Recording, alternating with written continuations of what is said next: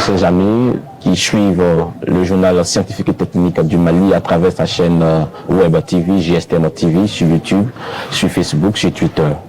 Alors aujourd'hui, nous sommes à Ségou dans le cadre du Symposium malien des sciences appliquées, EMSAS 2022. Dans ce contexte, nous avons choisi de discuter avec des scientifiques, des chercheurs, autour d'un thème, l'argent et la recherche scientifique. Faut-il avoir de l'argent pour faire la recherche scientifique ou il faut faire la recherche scientifique pour avoir de l'argent? Alors, pour répondre ou pour discuter sur cette question, nous avons aujourd'hui avec nous Dr Asuman Maïga, qui est enseignant-chercheur à l'Institut Polytechnique Rural de Katibougou. Généralement, on appelle IPR de Katibougou, IPR de Katibougou. Bonjour, Dr Asuman. Bonjour. Votre spécialité, c'est quoi exactement? Moi, je suis professeur de communication agricole. D'accord. Et de vulgarisation. Merci. Tout à l'heure, on reviendra sur ça. Oui. Alors, une deuxième personnalité, je dirais, avec qui nous sommes sur ce plateau, c'est le docteur Modibo Maïga, qui est aussi enseignant-chercheur à l'Institut des sciences appliquées. Bonjour, docteur. Bonjour, monsieur. À l'ISA, vous faites quoi exactement? Bon, je suis chargé de faire des cours de microbiologie alimentaire. Microbiologie alimentaire. Oui. D'accord. La microbiologie, c'est quoi en fait? La microbiologie, c'est la science qui étudie les microbes. En même temps, il cherche de connaître les fluctuations qui existent entre le microbe et l'être vivant, ou les êtres vivants en général, les microbes avec l'environnement et les microbes entre eux-mêmes. Donc c'est vous qui trouvez les microbes dans les aliments que nous mangeons, c'est ça? Exactement. D'accord. C'est-à-dire c'est vous qui trouvez, ça veut dire que vous cherchez en fait, n'est-ce pas? Oui, oui. Donc on reviendra sur ce sujet tout à l'heure. Alors, la troisième personne avec qui nous sommes, c'est le docteur Moussa Thiam, qui est docteur ingénieur, maître assistant du CAMES. Bonjour docteur. Bonjour, comment ça va? Moussa Thiam, vous êtes si jeune pour être docteur. Ah bon? Ah bon? J'espère que dans les années à venir, on va avoir plus de jeunes docteurs au Mali. On espère bien, on espère bien. Vous travaillez où exactement? Merci pour l'invitation. Moi, je suis enseignant-chercheur, je suis à l'ENTP, chargé des cours de géotechnique et d'environnement. Je suis prof à temps partiel à l'Université d'Ottawa au Canada. D'accord. En géotechnique et environnement. Géotechnique, tout ça, c'est un peu compliqué pour nous en fait. Bon, pour rendre ça plus simple, on va dire mécanique des sols, tout ce qui est en lien avec la terre, la stabilisation, la construction. Et quand on va plus dans le domaine des mines, on va parler en ce moment de géotechnique minière. Okay. Merci beaucoup d'être sur le plateau, Dr Asuman, Dr Modibo, Dr Thiam. Aujourd'hui, nous sommes là pour discuter en fait argent et recherche scientifique. Dr Modibo, oui. En fait, la recherche scientifique, le but de la recherche scientifique, c'est quoi? Bon, le but de la recherche scientifique, si on parle des sciences pointues, parce que la finalité, c'est l'application des sciences. Et qui parle de l'application des sciences, on peut parler un exemple, la biotechnologie. Ce n'est autre que l'application de la biologie, que ce soit la biologie ou les dérivés de la biologie, la microbiologie. En fait, ça doit aboutir à un changement de la nature et un changement du comportement de l'homme, mais aussi ça doit aboutir à l'argent. C'est-à-dire, quels sont les moyens adaptés pour transformer la science et faire apporter de la production avec la science. Donc c'est ça la biotechnologie en réalité. Ouais, ouais. Maintenant, est-ce que, quand je parlais tout à l'heure de but en fait de la recherche scientifique, oui. je souhaiterais savoir en fait l'objectif pour lequel un État ou le but pour lequel la recherche scientifique a été initiée en fait dans un État, dans un centre de recherche, dans un laboratoire. Docteur Moussa Thiam, vous êtes enseignant-chercheur, je dirais. À votre niveau, pourquoi est-ce que, selon vous, il faut faire la recherche scientifique? Merci beaucoup. Quand on regarde déjà l'évolution du monde, initialement, il y a des années, le paludisme et autres, là, ça tue des gens. D'accord. Et actuellement, il y a eu des médicaments. Okay. Donc, on est dans une société où on évolue avec notre environnement. Comment on peut essayer de trouver des solutions pour dompter dans la nature et pouvoir l'utiliser à bon escient pour permettre à l'homme et à l'homme avec grand H de pouvoir vivre dans un environnement sain, propice pour son épanouissement, mais aussi qui va lui permettre de garantir un retour sûr pour les générations futures. Donc ça permet de faire quoi? On vit dans la société, permettre de pouvoir tenir compte de nos contraintes, trouver des solutions à ces contraintes-là et nous permettre d'améliorer notre condition de vie quotidienne. D'accord. Donc voilà à peu près ce que... Merci, Dr Moussa Thiam. Dr Asuman, est-ce que, selon vous, maintenant que nous connaissons un peu le but de la recherche scientifique, est-ce que vous connaissez au Mali des domaines, ou je dirais un domaine, où la recherche a atteint un but utile pour la communauté en fait? Ah bien sûr, je pense que si nous voyons, puisque je suis dans le domaine de l'agriculture, je peux vous dire qu'aujourd'hui, en matière de recherche agricole, dans les institutions de recherche agricole telles que l'IER, et aussi les institutions internationales qui sont là, beaucoup de résultats ont été accomplis pour répondre aux besoins des communautés, surtout des producteurs, des paysans, des nouvelles variétés de semences, et beaucoup de spéculations, comme nous on dit les cultivars. Par exemple, les cultivars comme le sorgho, comme le riz, comme le maïs. Si vous partez aujourd'hui dans les différentes rencontres des institutions, vous allez voir les différentes variétés de niébé. Et aussi sur le point de vue animal, également, les institutions de recherche travaillent beaucoup sur l'amélioration génétique des animaux. Et vous savez par exemple qu'aujourd'hui, au Mali, tout le monde connaît le wassaché. Oui, le wassaché qui est beaucoup apprécié d'ailleurs. Voilà, qui n'est que le résultat de la recherche scientifique ici au Mali. Le wassaché, je précise que c'est un type de poulet, c'est ça? Voilà, c'est un type de poulet. Exactement. Donc je veux dire que, bon, je vais un peu m'étaler sur votre première question, qui ne l'a pas été posée, par rapport au financement de la recherche. Le financement de la recherche, là, est une obligation aujourd'hui pour toute nation. D'accord. Enfin, nous ne sommes pas encore arrivés sur le financement même de la recherche. Pour l'instant, nous voulons savoir le but de la recherche et est-ce qu'au Mali, nous reviendrons sur... Il y a quand même des bons résultats. En tout cas, en ce qui concerne le domaine agro-silvopastoral, on peut dire qu'il y a beaucoup de résultats qui sont visibles aujourd'hui au Mali. D'accord. Maintenant, en fait, pourquoi vous venez de parler tout à l'heure du wassacher? Il y a beaucoup, comme vous l'avez dit, de domaines où on a vu que la recherche a montré en fait cette preuve. Maintenant, pourquoi faut-il attendre de l'argent pour faire du bien en fait? Pourquoi il faut... Vous savez, vous avez déjà la compétence. Vous avez la compétence. Pourquoi il faut attendre de l'argent pour faire du bien? Sachant que le wassacher, par exemple, aujourd'hui on mange, on est content. Ça fait du bien. Docteur Modibo, pourquoi il faut attendre de l'argent pour faire la recherche? Pour faire du bien, je dirais. En fait, attendre l'argent, je ne sais pas si tu veux savoir est-ce qu'il faut l'argent pour la recherche ou bien il faut faire la recherche d'abord pour aboutir à l'argent. D'accord. Pour moi, je dis, on a la recherche qui a fait qu'on a trouvé aujourd'hui le wassacher. On a la recherche qui a fait, peut-être comme l'a dit le Dr Asuman, qui a fait qu'aujourd'hui on a des variétés de sorgho. Pourquoi il faut attendre de l'argent pour continuer à faire ces choses qui sont aussi merveilleuses en fait? C'est ça que je suis en train de parler. Merci. Pour attendre de l'argent, je vais dans un petit domaine que nous exerçons actuellement. D'accord. Qui fait partie du projet ESPRIT, Fonds compétitif pour la recherche et l'innovation technologique au Mali, où on déploie de l'argent par l'État même pour faire des recherches. Maintenant, notre recherche est sur la lutte biologique contre la bactériose des fruits, plus précisément. Votre recherche au niveau de l'ISA? Voilà, au niveau du national. D'accord.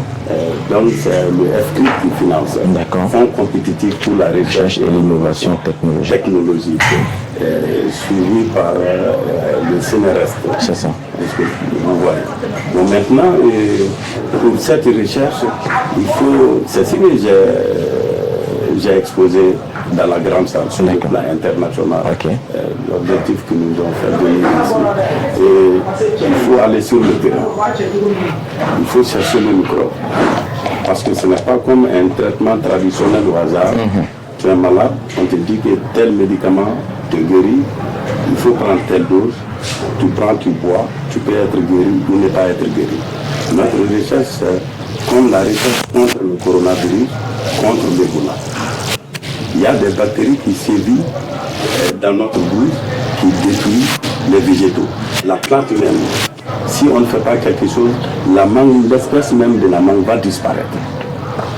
Et cette maladie n'était pas au Mali, mais ça a été au Mali en 2010. C'est quelle maladie ça encore? C'est la bactériose des mangues.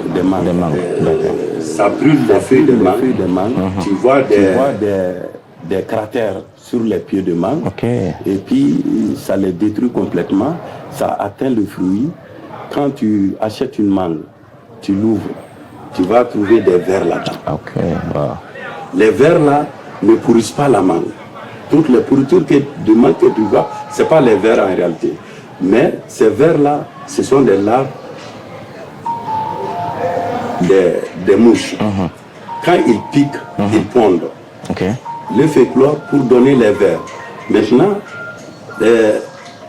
la piqûre là, la rentrée des piqûres, les microbes rentrent par cette porte-là. D'accord. Ce sont les microbes qui pourrissent parce que les microbes sont dans la nature, on ne les voit pas. Maintenant, à la maturité, le fruit tombe. Quand il tombe, il va faire un bruit et il fait une déchirure. Maintenant, le ver qui est là-dedans, c'est un être. Maintenant, le ver, il sent le bruit. Et ça trouvera qu'il est en dernière phase de maturité. Il sort, il pousse des ailes, il vole. C'est une nouvelle mouche qui est là. Wow. Et le cycle continue. Est-ce que vous voyez? Okay. Bon, maintenant, on a déjà établi presque une lutte biologique contre cette maladie. Ça ne concerne pas la mangue seulement. Dans tout le monde, ça n'avait pas été cherché. Ceux qui ont tenté de chercher, ils n'ont pas trouvé de résultats. Les Américains ont mis à peu près 150 ou bien quelque chose millions de dollars. Parce qu'on a fait un atelier ici sur la méthode Kesher, dont le premier homme scientifique des États-Unis, Steven, était venu pour ça. Au Mali. Au Mali. Et il a réuni les 150 millions. 150 millions de dollars pour chercher les maladies contre la mangue, mais ils ont arrêté en chemin. Ils n'ont pas pu trouver un résultat. Je leur ai dit pourquoi ils n'ont pas continué. Ils disent que ça ne fait pas leur priorité. C'est nous qui vivons de ça, donc on peut relancer la recherche. Donc nous, l'État malien a débloqué plus de 100 millions pour nous donner, pour qu'on fasse la recherche. Donc on est là-dessus, presque on va aboutir. Donc tu demandes pourquoi l'argent pour faire la recherche? Il faut se déplacer. Il n'y a pas de village à Sikasso, dans la région de Koulikoro, dans le district de Bamako. Et Ségou ici, à l'image, j'ai des images du verger ici, sur la route de... Mais vous avez votre salaire en fait. J'ai mon salaire, oui. Mais je ne t'ai pas payé. Non, vous avez votre salaire, vous êtes enseignant-chercheur, oui. Vous avez votre salaire. Oui. Pourquoi voulez-vous de l'argent encore pour faire la recherche? Puisqu'on vous paye pour enseigner et pour chercher. Oui, ça, il y a deux sortes de recherches. D'accord. Il y a la recherche élémentaire et la recherche qui doit produire, faire développer. Pas une petite recherche. Il faut le déplacement. Je vous ai dit que l'État a donné 100 millions.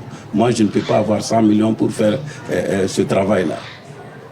D'accord, mais exactement, effectivement. Mais en fait, comme vous l'avez dit, il y a la recherche élémentaire et la recherche à grande échelle. Oui, exactement. Il y a aussi d'autres types de recherches. La recherche fondamentale, la recherche appliquée, la recherche quantitative, qualitative, synchronique, toutes ces choses-là.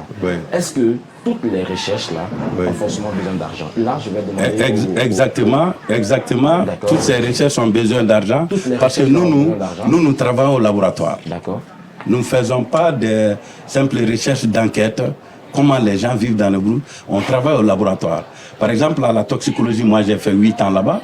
Il y a des chromatographes. Chaque chromatographe est acheté à 300 millions de francs CFA. On a 3 chromatographes de dernière génération. Mais il y a plusieurs chercheurs qui sont dans le service. Vous pouvez cotiser pour avoir ce ça ou bien... On ne peut pas cotiser pour avoir 300 millions de francs CFA. Vous êtes un patriote. Dans un seul laboratoire, il y a 1 milliard. Toute l'Afrique réunie. Il y avait en ce temps, Oumar Bongo. D'accord. Oumar Bongo. L'Afrique de l'Ouest, il disait que Oumar Bongo est plus riche de financer la moitié presque. Il dit qu'il ne finance pas. L'Afrique n'a pas pu financer. C'est l'Amérique qui a financé, qui a mis le laboratoire de toxicologie sur place à des coûts de millions. Ça, c'est toute l'Afrique occidentale. Mais moi seul, je ne peux rien pour faire ça. Les Américains ont conçu ça. Même les Sud-Africains amènent leur lait maternel pour vérifier la toxicité au Mali. Les Mauritaniens amènent. Le Sénégal amène. D'accord. Pour ça, Oui. docteur, nous allons peut-être poser la question à Dr Assouman ou Oui. Dr Thiam veut prendre la parole. Est-ce que vous pensez que toutes les recherches ont forcément besoin d'argent en fait? Merci beaucoup. Je pense que le professeur Omaga est allé en détail par rapport à beaucoup de choses. D'accord. Moi, je vais peut-être essayer de prendre votre question plus pratique et plus simple. D'accord. Qu'est-ce qu'il faudra? Par exemple, moi, dans le cadre de ma recherche de doctorat, c'est à petite échelle où je dois produire quelques articles scientifiques. Ça roulait sur fond propre. On devrait faire la transformation des plastiques en matière de construction. Mais quand on arrive déjà au niveau microscopique et au niveau de l'effet de la température sur ce produit et la dégradation, ça m'amène à des essais poussés. Donc au début, malgré toutes mes bonnes volontés, je suis bité quelque part à un blocus. Donc quand on veut faire la recherche pour le développement, c'est pas seulement à petite échelle. On doit être visionnaire et essayer de voir à court, à moyen et à long terme. Quand on est à court terme, il y a certaines choses qui peuvent se faire, qui demandent des simulations et autres sur des machines spécifiques. Mais maintenant, quand vous quittez cette partie simulation et que vous voulez aller sur l'échelle à grande échelle, comment ça va se faire? Donc ça, c'est des points spécifiques où il faut faire. J'ai envie de vous poser une question, vous allez continuer. Mais pour quelqu'un qui veut créer une entreprise, et il va commencer d'abord à une petite échelle, ensuite à une grande échelle, mais il ne va pas attendre l'État, le financement de l'État ou le financement de quelqu'un, il va commencer avec ses maigres moyens. Exactement. Maintenant, comme vous le dites, comme vous le dites, au niveau de la recherche, vous attendez forcément que l'État en fait s'engage ou on veut savoir en fait en plus. C'est une excellente question et je pense que ça me fait retourner à une partie de votre question encore. Vous parlez de salaire. D'accord. Salaire à ce niveau, qu'est-ce que ça veut dire? Ça me permet de pouvoir survivre et je vous envoie chercher le salaire des enseignants chercheurs au Mali et savoir si ça peut réellement financer la recherche. Maintenant, pour l'autre côté, quand vous dites oui à petite échelle, maintenant, ça va être quoi le rythme d'évolution quand on va aller à ce niveau? Et quand un État est assez ambitieux, ça sera non seulement de voir, je suis très très fier des résultats, surtout dans le domaine médical au Mali. Ils font des choses extraordinaires. Mais on va savoir quelle est la contribution de l'État dans ces domaines de la recherche. Maintenant, quand on vit aussi, on a plusieurs contraintes. On a vu les cas spécifiques d'Ebola et d'autres choses. Maintenant, les réponses au Mali, j'ai vu ce que ça donnait. On était tous là, c'était une situation de crise. Ouais. Malgré les bonnes volontés et tout ce que les chercheurs peuvent faire, ils ont des capacités limitées. Donc, à ce moment, il faut une situation d'urgence, donc il faut des solutions extraordinaires. Et je pense que la recherche au Mali a toujours été dans cette phase. Et quand je faisais ma thèse, c'était extraordinaire. Je pivotais entre travailler dans les supermarchés et faire des cours à gauche et à droite pour pouvoir le faire. Et quand je venais ici au Mali pour pouvoir faire la transformation des plastiques, c'était extraordinaire. Donc même certains équipements élémentaires ne sont pas là. Maintenant à ce niveau, si je dois payer même une petite presse à des coûts de centaines de mille dans mon équipement, et maintenant s'il y a des réactifs et autres à acheter, je vais continuer à l'approvisionner, ça va être très difficile. Donc à ce niveau, il y a des fonds, comme ils ont dit, FCRIT. Il y en a qui le trouvent, mais il y a d'autres qui ne le trouvent pas. Moi j'ai appliqué pour FCRIT il y a plus de 3 ans et je n'entends jamais parler. Donc je pense que ça mérite de s'organiser, de voir concrètement où est-ce qu'on veut aller.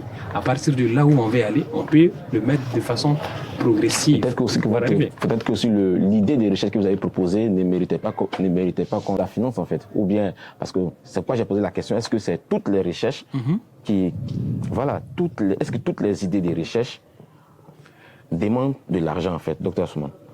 On reviendra vers vous tout à l'heure. Merci beaucoup, Madossé, oui. Parce que je suis vraiment content et parce que ça nous donne l'occasion de vraiment de parler au grand public et aussi aux décideurs publics pour qu'ils comprennent. En fait, quand vous posez une question comme ça, vous êtes devant un chercheur tout de suite, vous lui posez la question, vous allez voir qu'il sourit parce qu'il comprendra que il doit apporter de la lumière sur la recherche. Exactement. La recherche, elle nécessite forcément de l'argent. Il y a quelque chose que ça soit de la recherche que ce soit de la recherche en sciences sociales, que ce soit dans les sciences expérimentales, n'importe quel domaine de la recherche, on a besoin de l'argent. Le chercheur ne peut pas, comme il vous l'a dit, le salaire de l'enseignant, du professeur, de l'enseignant-chercheur au Mali, ne lui permet même pas d'avoir une vie assez équilibrée, à plus forte raison financière. La recherche, elle est coûteuse. La recherche coûte beaucoup d'argent. Je vous coupe pas la parole, mais il y a quelqu'un qui disait que la plupart des enseignants-chercheurs vivent aux environs périphériques de Bamako, en fait. Ils sont dans les quartiers. Vous savez que la recherche, demande un niveau de réflexion assez élevé. Et ce niveau de réflexion, pour l'avoir, il faut être indépendant de certaines choses. Par exemple, tu ne peux pas payer l'ordonnance de ton enfant pendant que tu dois faire de la recherche, ou bien que, je disais ça aujourd'hui, que la plupart des enseignants, des fonctionnaires maliens, mangent ce qu'on appelle suite et faim. Ça veut dire que les mêmes déjeuners là, on te réchauffe ça la nuit, c'est ce qui constitue ta dîner. Et moi, avant même de répondre à ces différentes questions-là, moi j'avais voulu d'abord qu'on définisse un peu même la recherche. Quand on dit la recherche, c'est l'argent, la recherche, c'est le financement. Vous savez ce que la recherche? La recherche, par définition simple, consiste à apporter, à trouver des solutions à des problèmes. À des problèmes. Parce que vous avez dit tous les domaines. Donc, comment on peut trouver des solutions sans faire la recherche, sans chercher les solutions, et ça coûte. Vous savez, moi, je pense que c'est l'occasion pour nous de parler un peu d'autres pays. Vous savez que, je vais vous parler de ce que je sais. Les États-Unis, par exemple. Vous savez que ça leur fait plus de 200 ans qu'il y a des universités qu'on appelle les Land Grant University, dans lesquelles la recherche elle est financée depuis longtemps. Et si vous voyez qu'aujourd'hui, dans les magasins américains, les Américains ne manquent pas de lait, ils ne manquent pas de sucre, ils ne manquent pas d'huile, à tout moment tu peux l'acheter. Vous savez c'est quoi? C'est le résultat de la recherche. Depuis 1887, il y a une loi qui est sortie qu'on appelle le Hatch Act, qui dit qu'au niveau de ces universités, il faut financer la recherche. Et parce que ces universités ont 3 missions essentielles. Faire de la formation, faire de la recherche et vulgariser la recherche. Et ces universités ont l'obligation de service communautaire parce qu'il faut dispenser la recherche. Il faut changer. Et c'est ce qui fait qu'aujourd'hui, si on parle de première puissance mondiale, c'est parce que les gens mangent à leur faim là-bas. C'est parce qu'il y a suffisamment de nourriture. Et ça, c'est le résultat. Ce n'est pas venu au hasard. On parle d'organismes génétiquement modifiés. C'est dans les laboratoires américains. La recherche, là, tu as besoin de laboratoire. Lui, il ne peut pas acheter un labo avec son salaire. Il vous a dit qu'il a besoin de réactifs. Il ne peut pas acheter les réactifs avec son salaire. Ils ont besoin de microscopes, ils ne peuvent pas le faire. Ils ont besoin d'envoyer des agents pour faire des enquêtes de terrain. Tous les jours, tu fais un champ expérimental où tu as besoin de prendre les données au quotidien. Il te faut un étudiant ou bien une autre personne qui soit là pour faire le travail. Il faut payer cette personne. Tu ne peux pas. La recherche, elle nécessite force. Je suis dans les sciences sociales. J'ai besoin de faire une enquête dans un quartier de Ségou ici. Il me faut au moins 4 enquêteurs. Comment je vais les payer? Oui, docteur Souman, je prends un exemple très simple. On voit un peu dans le type de recherche, je prends le cas d'un chercheur qui émet son idée de faire de la recherche pour trouver un médicament. Là, c'est utile parce que le médicament va permettre de soigner quelqu'un tout de suite ou répondre à un besoin précis, besoin sanitaire précis. Je termine. Le deuxième exemple que je peux donner, c'est un chercheur qui, par exemple, étudie, vous êtes un génie civil, un géologue, par exemple, qui étudie le sol pour connaître un peu les types les couches de sol, l'argile à telle position. Pour trouver en fait le pétrole ou l'or ici, ça a un intérêt commercial. Mais un chercheur en histoire, par exemple, qui doit faire un peu chercher des trucs, on veut savoir combien de personnes ont vécu ici, mais est-ce que ça c'est utile? Et lui aussi il a besoin d'argent en fait pour pouvoir rechercher. Est-ce que tous les domaines de la recherche se valent? Parce que ce qu'il faut comprendre, les fondements de la microbiologie, de la géotechnique, se retrouvent dans l'histoire. Parce que pour que lui il puisse mener sa recherche là, il a besoin de certaines informations que c'est l'historien qui lui donne. C'est pourquoi on parle d'ailleurs des recherches collaboratives. C'est pourquoi on parle de multidisciplinarité. Il ne faut pas croire que faut pas croire que la microbiologie est indépendante de l'histoire ou de la communication ou de tout. Les chercheurs travaillent ensemble et tous les domaines de la recherche se valent. Il n'y a pas un domaine plus important que l'autre. D'accord. Oui, docteur Je vais Modibo. juste ajouter un point assez D'accord, allez-y. Tout de suite, vous avez parlé de l'histoire et vous parlez des projets. Ok. Quand on part dans les communautés, pour que ce projet de mine puisse finir, Oui. il va falloir comprendre la communauté. Il faut D'accord. comprendre les priorités de la communauté et il y a quelque chose qu'on appelle approche participative. Ok. Donc si ce projet n'est pas validé avec la communauté, ça passe même pas au niveau de l'impact environnemental. Donc vous n'avez même pas de permis, à plus forte raison, créer votre mine. D'accord. Donc, ok, oui, docteur. Ajouter quelque chose. Ok. Peut-être que le coût d'un chercheur historien ne vaut pas le coût d'un chercheur en microbiologie. Par exemple, un seul appareil en microbiologie peut coûter 200 millions de francs CFA. Il faut l'appareil d'abord. D'accord. Bon, peut-être qu'il n'a pas besoin de tout ça. Sinon, toute recherche a besoin de l'argent.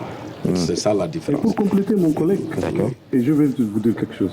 Par exemple, nous sommes des vulgarisateurs de la recherche. D'accord. Ce qui est la différence entre lui et moi, par exemple, c'est que lui, tout de suite, il peut travailler dans son labo 24 heures, des heures et des heures. Finalement, il a le produit. Maintenant, comment faire accepter ce produit? Comment est-ce que ce produit peut être utilisé? Vous ne savez pas que sans les sociologues, sans les communicateurs, sans les autres chercheurs, il ne peut pas. Il se limite à son labo. Et à sa chose. Donc c'est Oui. une chaîne. C'est sûr. D'ailleurs, il ne se limite pas à son labo, on forme toujours une équipe. Voilà. Voilà. On Je continue. vais revenir sur ce problème d'équipe. Oui. Parce que on a l'habitude de voir souvent des chercheurs qui travaillent, des chercheurs par exemple des Ségou, puisque nous sommes à Ségou, je vais commencer par Ségou, des chercheurs des Ségou qui sont en train de travailler sur un sujet.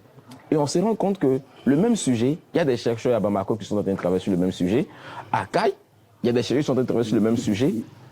Bon, et je termine, il va poser la question. Ouais, Pourquoi est-ce que c'est pour ces répondre. chercheurs-là ne peuvent pas se mettre ensemble Ouais. et décider de travailler sur le même sujet et ils cherchent un financement. L'État doit financer ce chercheur, l'État doit financer l'autre chercheur, l'État doit financer l'autre chercheur. Pourquoi ne pas centraliser l'argent pour qu'on fasse une seule recherche? Pour te répondre, Oui, allez-y. C'est ce que le monsieur t'a dit. D'accord. Toi, tu confonds les petites recherches pour apprendre, les connaître, et les grandes recherches de développement. Et dont le fruit, la recherche va aboutir, va donner un intérêt à l'État des milliards. Et la recherche que nous faisons, il n'y a pas, par exemple, un chercheur à Sikasso ou à Ségou qui travaille là-bas parallèlement et l'autre qui travaille ici, ils font la même chose. Nous faisons une recherche internationale comme on vient de le faire au colloque. Pour faire une thèse, par exemple, ou bien faire un article, on rentre dans l'Internet et on téléphone nos autres collègues qui sont aux États-Unis, au Canada, avec nos propres crédits. L'État ne nous donne pas de crédit, ne nous donne pas de bons d'essence. Peut-être s'il donne de bons d'essence, c'est au ministère de l'Agriculture. Mais pas, aucun chercheur n'a un bon d'essence. Donc nous rentrons dans l'Internet. Il faut que ce que toi tu dois chercher, tu trouveras que dans tout le monde entier, personne n'a travaillé sur ça. Par exemple, moi je suis en train de faire antibiotique, la biopesticide sur les bactérioses des fruits.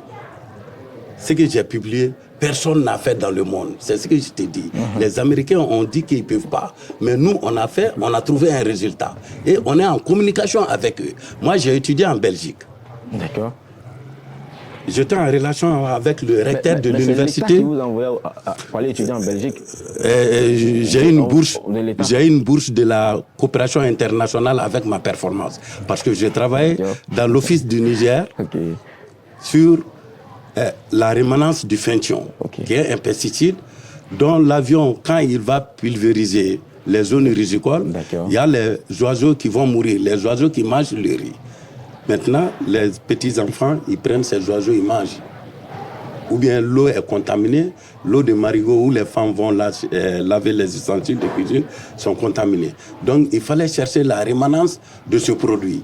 Et j'ai trouvé que la rémanence de ce produit, c'est-à-dire la date de préemption de ce produit, pour que la population puisse exploiter la nature, c'était 21 jours. C'est à la suite de ce résultat que l'ambassadeur de la Belgique m'a appelé pour me donner une bourse. Il a dit à la commission, c'est moi-même qui lui donne une bourse. Et la bourse a été signée à Koulouba. Je suis parti en Belgique. D'accord. Et je vais ajouter quelque chose. Okay. Une minute. Okay. Vous dites que est-ce que on ne peut pas chercher sans l'argent? À tous les niveaux, il faut de l'argent. Pourquoi? Quand j'ai été en Belgique, on a mis 20 millions dans les comptes. Ça, c'était mon soin. 20 millions de francs CFA. 20 millions de francs CFA pour mes soins. Il ne faut pas que je sois même enrhumé. On a mis 40 millions dans les comptes pour les réactifs. Ça fait déjà 60 millions. Je vais te dire, j'étais payé à 800 000 francs CFA comme bourse. Et il y avait un Chinois dans le même département, il était payé à 300 000 francs CFA. Parce que, vu l'importance de ce que je fais, on m'a dit qu'il y a un Gabonais qui a fait, j'étais le seul noir, il n'a pas pu tenir, il n'a pas été renvoyé, mais il a fui. Donc, si je n'arrive pas à le faire, ils vont prendre aucun Africain encore. Donc, un défi était lancé. D'accord. Donc, pour apprendre même la recherche, il faut de l'argent. Je viens de te dire combien de millions ont été déployés pour moi. Et vous avez atteint j'ai atteint l'objectif, j'ai eu à peu près 3 masters. D'accord, d'accord. Avec l'enseignement modulaire. Docteur, ils sont en train de nous dire tout à l'heure que nous partons vers la fin, nous allons... Juste quelque chose, parce que cette question elle est importante, celle que tu viens de poser. Ok. Si je peux vraiment répondre. Parce que, en fait, c'est encore une façon pour nous de former les gens par rapport à la recherche. En fait, la recherche, là, c'est pas du hasard. D'accord. Elle est bien organisée. Merci. D'abord, ce qui caractérise la recherche, c'est d'abord la rigueur, sa consistance.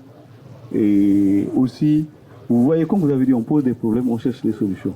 Mais avant de poser des problèmes, de chercher des solutions, il y a aussi quelque chose que je vais toucher, mais je peux vous dire qu'avant de faire une recherche là, sur une question, on fait quelque chose qu'on appelle une littérature, une revue littéraire. Ça veut dire que si tu es un chercheur sérieux, si tu veux rechercher sur une question, tu dois voir toute la littérature, comme vous avez dit, on part sur Internet là, tu dois aller à la bibliothèque, partout, sur toutes les sources, pour voir est-ce que moi je suis en train d'apporter ma pierre à la construction de ce mur qui est la solution au problème. Docteur Souma, nous sommes dans le domaine depuis longtemps et on voit qu'il y a des gens qui peuvent travailler, toutes les équipes qui travaillent sur le même sujet et ils n'ont aucune connexion en fait. C'est impossible. Impossible. Je suis chercheur, je sais que c'est impossible. Il y a ce qu'on appelle le plagiat. Je ne sais pas si vous avez entendu parler du plagiat. Peut-être qu'à ce niveau, il y a une précision à apporter. Il me semble que vous êtes en train de voir la question sous 2 angles très différents. Le premier aspect, c'est que lui dit, c'est quelque chose de très pertinent qu'il faudra prendre en compte. Au Mali, on peut trouver une équipe à l'IPR et une équipe au niveau de l'ENI qui travaille, par exemple, sur le traitement. Je peux venir, je vais juste essayer de terminer. Sur le traitement des eaux. À ce niveau, l'équipe de l'ENI n'a aucune connexion avec l'équipe de l'IPR. Et ça, c'est une réalité qu'il faudra réellement prendre en compte. J'ai vu tout de suite dans le cadre de la présentation que Fadjoum a fait, l'un de mes étudiants de master. Il y a 2 ans, un des étudiants de l'ENI avait fait la même chose, mais l'autre était à l'ENI et l'autre était au CNRX. Ils travaillaient sur l'amélioration de la latérite en mettant du ciment dedans pour les couches de bâche. Donc, à ce niveau, je vais juste essayer de terminer. Donc, ce qu'il dit, c'est très important. Il faut aussi renforcer la communication entre chercheurs pour nous permettre ensemble d'avoir des forces. Exactement. Mais de l'autre côté, il faudra aussi faire la part des choses. Comme il a dit tout de suite, quand moi je veux faire une recherche, la première des choses, c'est la revue de littérature. Actuellement, la source de beaucoup de nos étudiants, c'est Google. Ou bien Google Scholar. Arriver à un certain niveau, même pour avoir l'accès à un article scientifique de mon domaine, il faut payer. Moi, en tant qu'enseignant-chercheur, je n'ai pas les moyens de pouvoir les payer et pouvoir tenir cette licence-là pendant longtemps. Juste que parce qu'il a réagi sur mon point. Il a réagi sur mon point. Une minute. En fait, comme lui, il n'est pas du domaine, vous confondez 2 choses. Un étudiant qu'on est en train de l'apprendre, par exemple en master ou en doctorat, c'est la recherche. Il n'est pas un chercheur, mais il est un étudiant-chercheur. Il peut faire le même truc étant l'autre est à l'école de médecine et l'autre est à l'IPR de Katiboukou. Mais quand, au moment de faire l'article, ils vont se buter. L'autre là va laisser pour l'autre. Mais nous parlons, nous sommes dans le domaine de la recherche, du développement. Oui. Comment chercher, par exemple, comme vous le dites, un antibiotique contre le coronavirus. D'accord. Un antibiotique contre le coronavirus ou bien un antibiotique contre la bactériose des mangues. Parce que les gens pensent que la maladie humaine seulement, c'est ça la maladie. On ne fait pas attention aux végétaux et aux animaux. Alors, c'est les végétaux et les animaux qui nous contaminent. Si moi, je suis en train de faire un antibiotique contre la bactériose de la mangue, tu trouveras qu'il n'y a personne dans le monde qui est en train de faire ça. Ou bien au finish, on va rejeter pour l'autre là. D'accord. Sinon, les deux ne peuvent pas aller ensemble. C'est-à-dire que les questions de recherche là, en tout cas moi je parle du standard, hein, D'accord. il est impossible que deux grands chercheurs travaillent sur les mêmes questions de recherche. Dans un même Par exemple, ce qui est possible. Dans un même pays? Non, même. c'est le standard. Je ne parle même pas des étudiants autres. Là. Moi, je te parle du standard. Parce que ça veut dire que tu ne connais pas la procédure de la recherche. D'accord. La procédure fait que moi, je dois faire la revue littéraire. Et si je fais une revue littéraire, je me rendrai compte que M. X est en train de travailler sur ça. là-dessus. Maintenant, Il arrête. je n'ai pas dit que, par exemple, pour approfondir une question, par exemple, on peut toujours revoir la question sur laquelle un chercheur a travaillé. C'est différent de répéter le travail. Et en matière de recherche, vous savez que vous pouvez perdre votre titre de chercheur tout parce que vous avez plagiat quelqu'un. Donc c'est impossible. Moi je parle des standards. Mais maintenant pas des étudiants qui répondent. Non, maintenant à ce niveau, juste pour ajouter un point, à ce niveau, je pense que maintenant on est en train de voir mais cela n'empêche, je pense que ce qu'il a dit c'est un point super important. L'interconnexion entre les chercheurs va nous permettre d'avoir des équipes interdisciplinaires solides. Quand on est solide, on va au niveau des fonds compétitifs de recherche à l'étranger et amener au pays. Toi, vous êtes sociologue, vous êtes sur les aspects sociaux. Moi, je suis technicien, je suis sur les aspects techniques. D'autres sont là dans la communication, ils sont sur les aspects communicationnels. À partir de là, chacun se focalise sur sa priorité et on a un résultat. Et à partir de là, le pays bouge. Et c'est ce qui manque souvent au Mali. Dr Thiam, est-ce que lorsqu'on vous donne de l'argent pour faire la recherche, est-ce que vous êtes réellement libre? Bonne question. Les fonds viennent avec des conditions spécifiques. Et ces conditions, il faut partir les négocier. En partant négocier, on part avec 3 objectifs. Minimum, maximum et réaliste. Comme je suis journaliste, il faut être réaliste. Communicateur, ce que vous dites là, la question, elle est surtout par rapport au journalisme. Oui, un journaliste qui reçoit de l'argent n'est pas libre. Un chercheur qui reçoit de l'argent est libre. D'accord. Peut être libre. Donc, on va donner la parole au docteur Modibo qui va nous dire en quelques secondes l'argent ou la recherche ou l'argent. Quel message voulez-vous envoyer à l'endroit de l'État malien? L'argent, la recherche, il faut l'argent à tous les niveaux. Pour apprendre, j'ai pris un exemple sur moi-même en Belgique, il faut l'argent pour apprendre. Maintenant, la recherche et l'argent, la recherche aboutit toujours à l'argent. Par exemple, la bactériose que nous sommes en train de le faire, on déploie de l'argent pour avoir le résultat. Après le résultat, on vend l'antibiotique et on met à la disposition des paysans. Ils achètent obligatoirement, comme toi tu achètes l'amoxicilline à la pharmacie. Merci beaucoup, docteur Modibo. Docteur Assouman, un mot. Vous savez, aujourd'hui, au Mali, on va vous dire que la priorité du gouvernement du Mali, c'est la paix, la sécurité et la stabilité. La paix, la stabilité et la sécurité, là, la solution se trouve dans les institutions de recherche et dans les universités. C'est la recherche qui va apporter la solution. Donc il faut envoyer l'argent. Il faut envoyer l'argent. Docteur Thiam. Merci beaucoup pour l'opportunité. Je ne vais pas répéter ce qui a été déjà dit, mais je suis un grand fan de cette philosophie. L'argent n'a pas d'idée, mais c'est les idées qui font de l'argent. Mais quelle que soit notre bonne volonté, il faut une base. Et cette base, c'est ce qui me manque au Mali. Moi, je suis obligé de tourner entre les institutions pour faire juste les essais élémentaires à mes étudiants de master qui terminent. Donc, malgré mes bonnes volontés, je suis buté. Et j'espère que l'État va revoir ses priorités. Merci beaucoup. Merci tous ceux qui nous ont suivis. Alors, si vous aussi, vous voulez apporter votre commentaire, n'hésitez pas de les mettre en commentaire des vidéos que vous regardez. À bientôt.